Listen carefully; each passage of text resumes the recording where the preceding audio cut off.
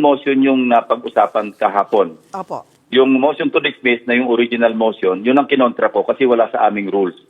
At maski yung supplementary application ng rules of Yes. court, wala rin sa rules namin yun. So, nawala yun, inamend nila.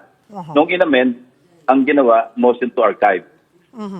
Yung motion to archive, yun, ang ibig sabihin nun, yung articles of impeachment, parang patay na, no? Pero pwede itong revive.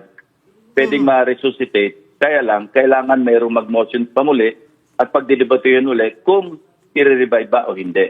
So, debate ulit. Yung to table, yung kay Senator Soto, ang ibig sabihin nun, temporarily suspended lang yung suspend yung consideration ng motion na hindi na kailangang magbotohan o mag-motion para i-revive kasi temporarily suspended lang. Yun ang pinaka-compliant actually sa ruling ng Supreme Court. Why?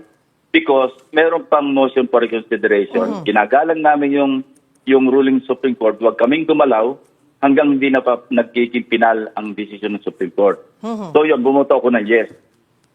Sa archive, nag-abstain ako kasi nga, lagi ko sinasabi na dapat igalang at sundin ang Korte Suprema. Pero yung yung motion to archive na na-aproba, sinasabi doon na mag-adhere sa ruling ng Supreme Court referring to the July 2025 or July 25 ruling.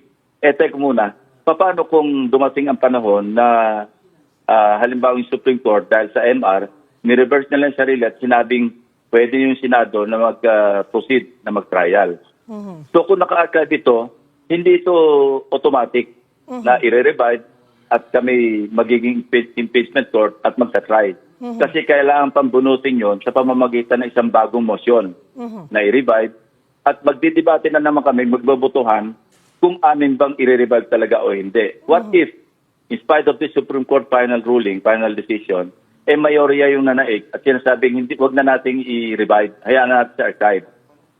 O hindi namin sinunod ang Court Suprema. Yes. Pero dahil merong existing na ruling na sinasabing immediately executory at saka unconstitutional, yung impeachment complaint or articles of impeachment, etc., doon ako naipit kasi lagi kong sinasabi na dapat sundin ng Korte Suprema. So minabuti ko mag-abstain dahil ayoko rin i-preempt yung pwede maging ruling ng Korte Suprema based sa motion of reconsideration na ipinal ng Solgen or ng House of Representatives through the Solgen.